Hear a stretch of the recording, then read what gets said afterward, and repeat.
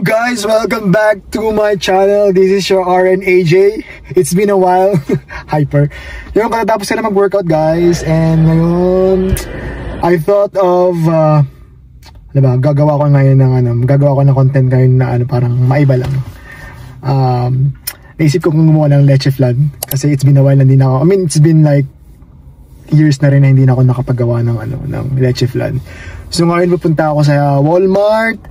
Tapos bibili ako ng foil at saka ng itlog siguro. Kasi yun yung kulang ko. So tara guys, samahan nyo ako. At ituturo ko sa inyo kung paano paano gumawa ng creamy pero hindi ganun katamis na leche flan. Smooth, creamy. Yan. Tara guys, samahan nyo ako and let's do this.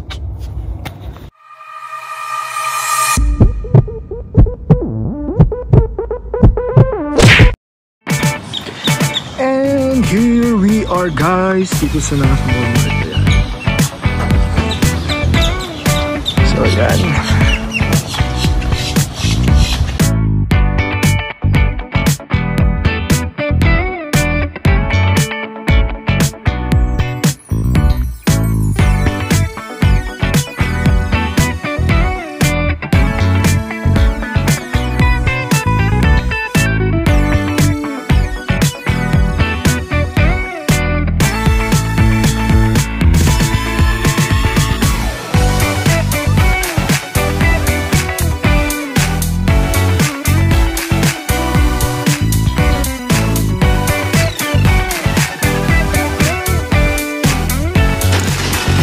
And we are done guys.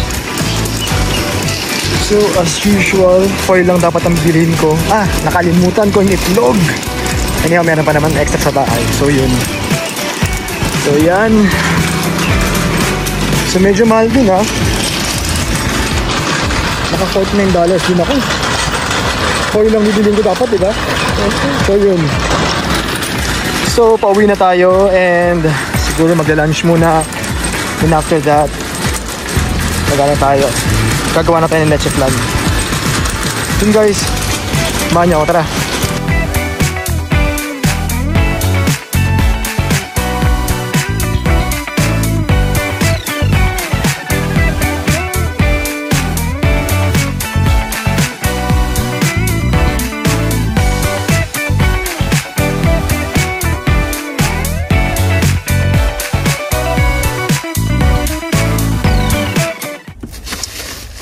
Siyempre,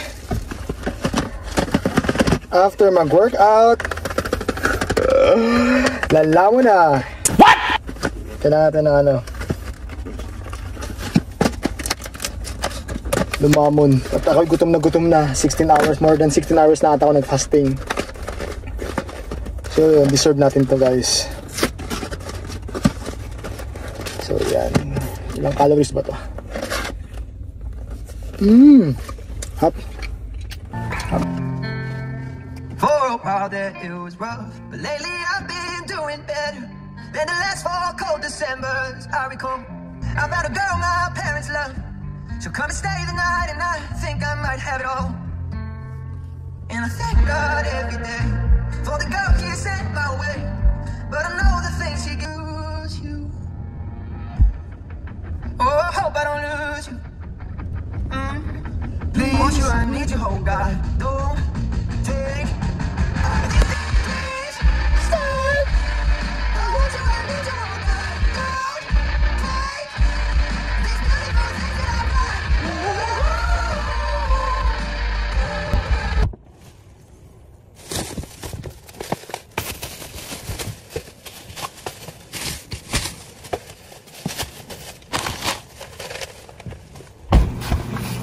Grabe. Ang tirik na naman sikat ng araw. Grabe, kahapon bumabagyo. Welcome to Florida.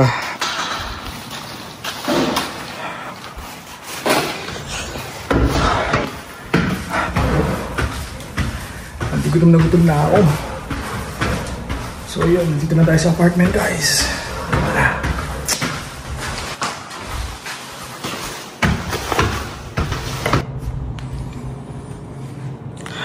And nandito na tayo sa apartment. So panagutom na ako guys. Buti na may pagkain dito. So So yan, sarap. Shoutout kay Ma'am kay Ma'am Marge. Makikain tayo sa pagkain niya. So yun guys, after ko mag-lunch, late lunch na. Yeah, gagawa na tayo ng leche flan. Samahan niyo guys, tara. Kain mo na ako.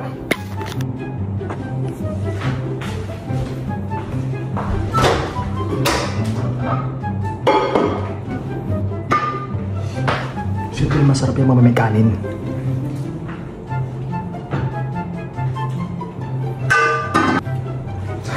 Tingnan nyo naman guys, magbababoy tayo ngayon.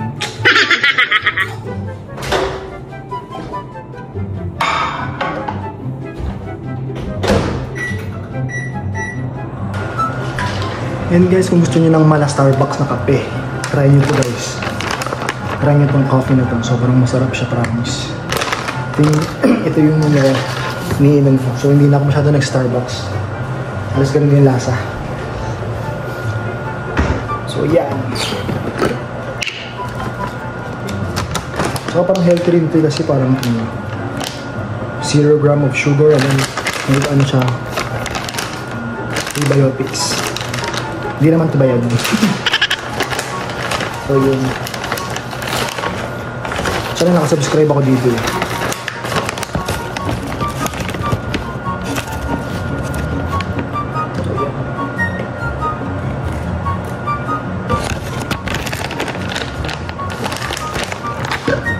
Then syrup. Ang hirapan na nakaganyan ako, diba?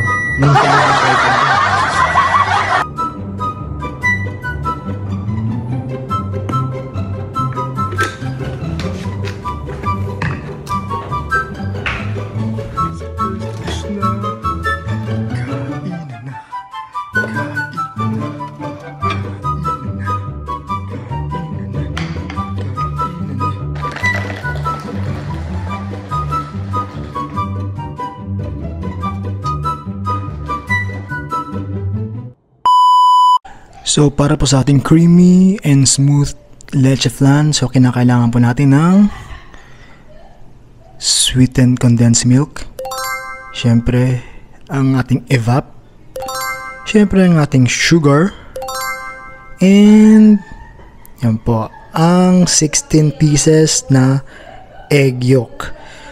So yun po, tara samahan niyo po ako at gagawa tayo ng smooth, creamy na hindi sobrang tamis na leche flan. Tara guys. Hello guys, welcome back to my channel. No. So ngayon, gagawa tayo ng leche flan. So, actually, mayaman ka boy. So, itong leche flan na to, before na nasa UAE pa ako, naging business ko rin to for a time, nung mga December. So, yun. So una, gamit tayo ng 16 na peraso ng itlog. Kailangan natin yung egg yolk. So ako, pag gumagawa ko ng leche flan, hindi ko siya hinaluan ng white. Kasi nga, nagiging malutong. I mean, parang nagiging tinapay yung lasa. So, hindi siya naging creamy tsaka smooth. So, yun. So, purong egg yolk ang gamit ko. So, yun. Anyhow, ayun. So, yun.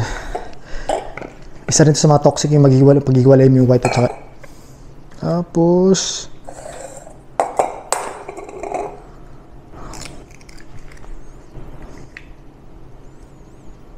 yan. Ito. Buksan na natin yung ating condensed milk. So, yan. Oops.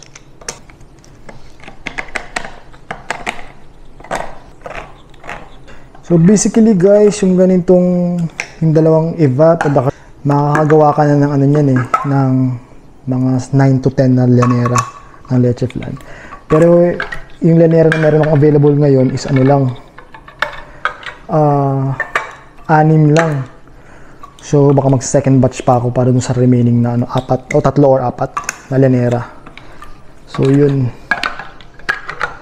Actually madali lang gumawa ng leche flan. Ang pinaka natotoxic lang ako yung paggawa ng caramelized sugar. Medyo napapagod ako dun. Trinay ko na isang yung isang lutuan lang, tapos isasalin. Ang nangyari kasi tumitigas yung ano, yung sugar, so hindi ko natatansya, hindi ako marunong. So mano-mano ko lang ginagawa ko. So yun, after that, ito na, haluin na natin. Ihalo na natin yung ating, ito. Lagay ko dito yung evap. Ayan.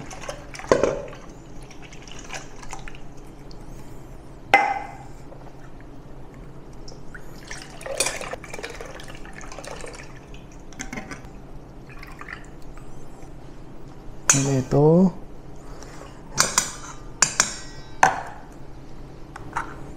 Ayan guys, oh.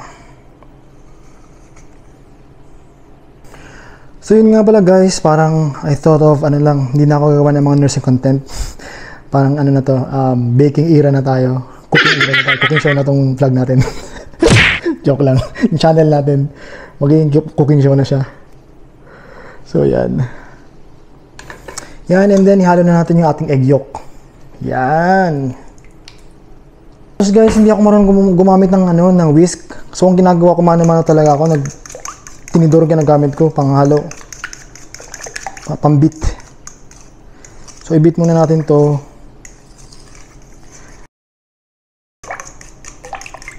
Kailangan perfectly mix siya. And then after that, usually ang measurement nito 1 cup ng sugar, pero mas gagawin ko na lang ano, half cup na lang, kasi nga ayoko na masyado matamis, para sakto lang ba siya. So yan.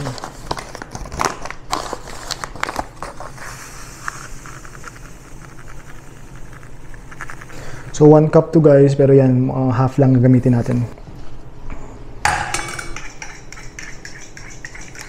So ganyan yung itsura niyan. So yun, i-beat lang natin siya guys. Kasi medyo okay na siya, medyo na-dissolve naman na yung ating ano, sugar. So yan. So as much as possible, mas magandang isang stroke lang siya para hindi siya nagbabubbles ng gusto. So yan. Haluin mo na lang, haluin, parang ginawa sa'yo ng jowa mo, ng ex mo, na pinaikot-ikot ka lang. Ikot-ikot ka lang. Ikot-ikot ka lang. Ikot-ikot ka lang. Ikot-ikot ka lang. Uy! So, ganun. So, yan. So, set aside natin yan. So, kailangan ko na isa pang container. Yan.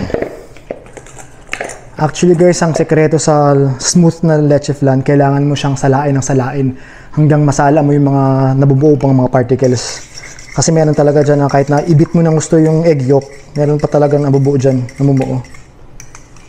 So, yan. Kaso ang problema, wala pala kaming strainer dito. Ang pinaka-strainer namin ito.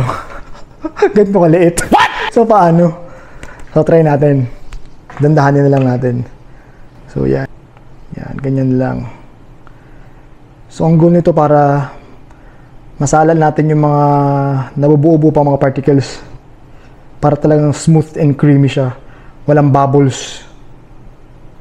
So, nakikita nyo na, ayun o. Siyempre nyo nakikita, di ba? Yung mga bubbles siya, nasasala yung mga bubbles.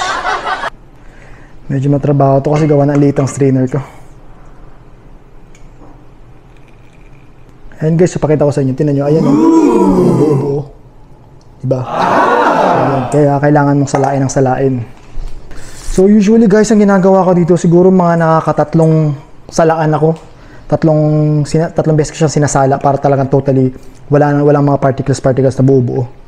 So yun yung sekreto dun. So pangalawa ko na to. Ito medyo mas mabilis na sa pangalawa kasi medyo nasala na natin yung mga buo-buo dun sa unang ano natin. Sa unang bowl natin. So mas mabilis na siya ngayon. Nagkataon lang talaga na hindi ko nakita na wala pala kaming strainer. Kasi hindi naman kami nagluluto masyado dito sa bahay. So yan. So maganda to, lalo kung puro standby ka sa duty. O itong side hustle. Siyempre kailangan mo lang i-maintain yung lasa at yung consistency talaga para talagang alam mo yun. Balik-balikan ka. Ganun. So yun. So next guys, ito na yung mga lanera natin. Yan. Actually itong mga lanera kong to, from UAE pa to. Actually pinabili ko sa Pilipinas before, tapos yun. Tapos, since ito ang pinaka-toxic talaga dito, yung magsimula na tayo mag-caramelize ng sugar. So usually nilalagay ko dito sa sa lanera ko is 2 tablespoon ng sugar.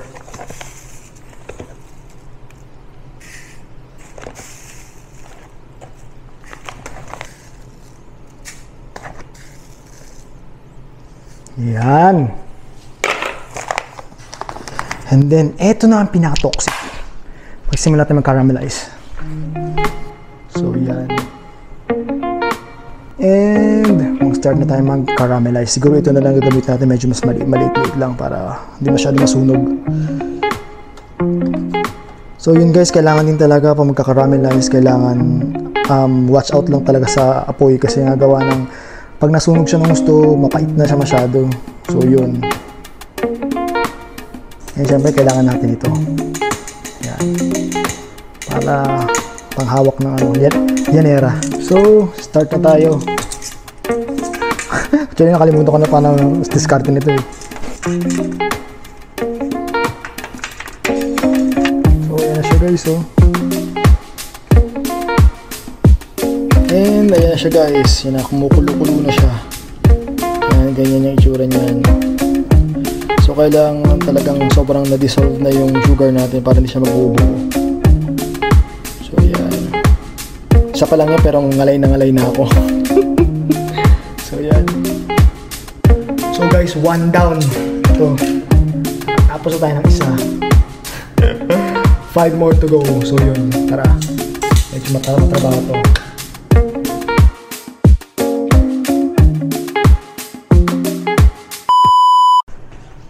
So, after nito guys, ilalagay na natin yung ating mixture dito sa ating mga lanera.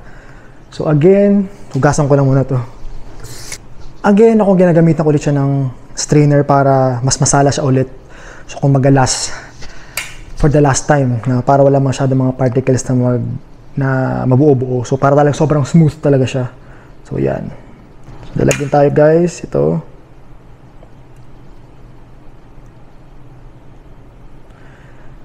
So, tatansyahin lang talaga kasi medyo, wag masyadong puno. Kasi, baka umapaw. Sayang.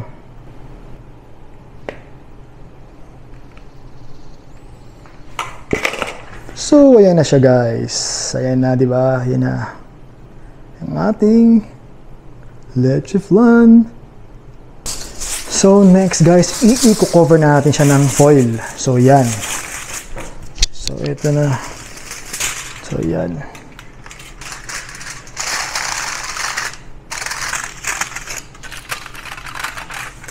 So, guys, naka-cover siya ng foil. So,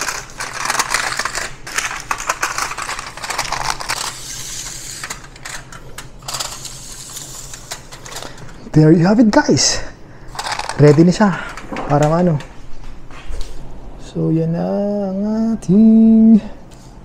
Yeah. Next, syempre maglalagay tayo ng tubig dito sa ating steamer. So, yan. Then after nyan, sukatin natin. Ay, hindi pa lang siya sa akin. So, yan guys.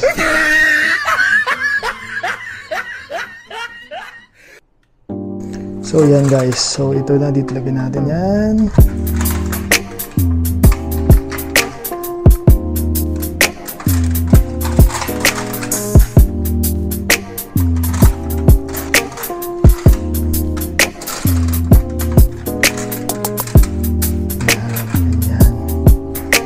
And then usually, after nyan, lulutuin natin siya sa, siguro, mga 45 minutes. Siguro mga, 45 minutes tapos high yung heat.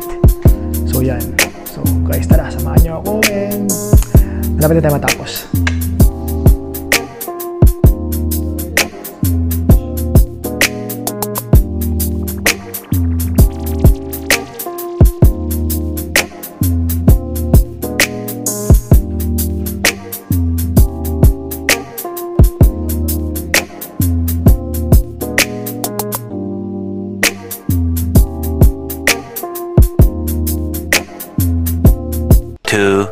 2,000 years later.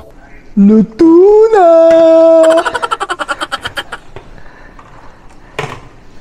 So, kunin na natin siya. Yan. Luto na!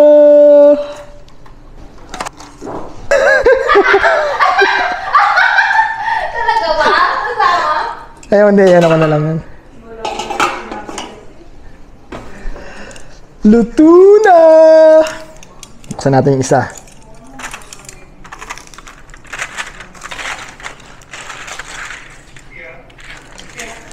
Yan na. Creamy, smooth, leche flan. Luto na! Nainit. Check natin.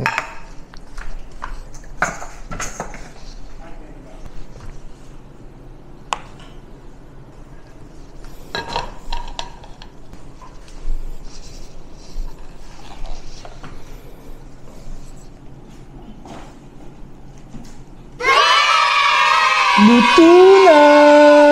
Yan. Creamy, smooth leche flan. Ito naman, Mards, oh. Luto na! Lagyan pa natin to. Chill na siya. Parang naluto ko ng gusto. Pero hindi ako nagamit ng dito na. Hindi ako nagluto na. Hindi ako gumawa ng puti dito. Hindi mo ba tinay? Ayan, wait lang. Tingnan ko na. Mainit masyado yung ano. Pero okay naman, ah. Yung sirain mo yung ganyan. Tapos yung sinisira. Oo nga. Medyo naluto ng gusto. Pero okay lang. Sarap naman. Pero masarap. Importante, masarap. Sakto lang. Hindi ganito yung gawa ko sa UAE. Kasi wala ka ng practice. Nga nga yun. O, tingnan mo, Jai. Ang luto na! Hindi din yung patalo. Yan na po. Gutom. Yan po. Gutom.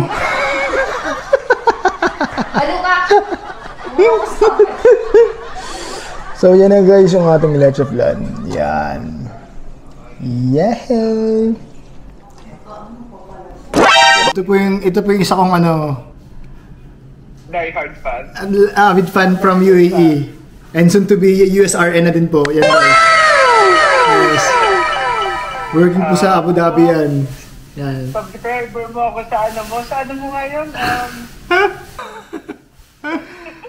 Ano po siya. Tandaan nyo guys sa mukhang yan. Magiging vlogger na rin yan pag naging USRN na yan. Luto na! At saka ano, yung white at saka yung kulay yellow. Sandali lang nga parang hindi ako importante. Diba? Dito. Ano ba?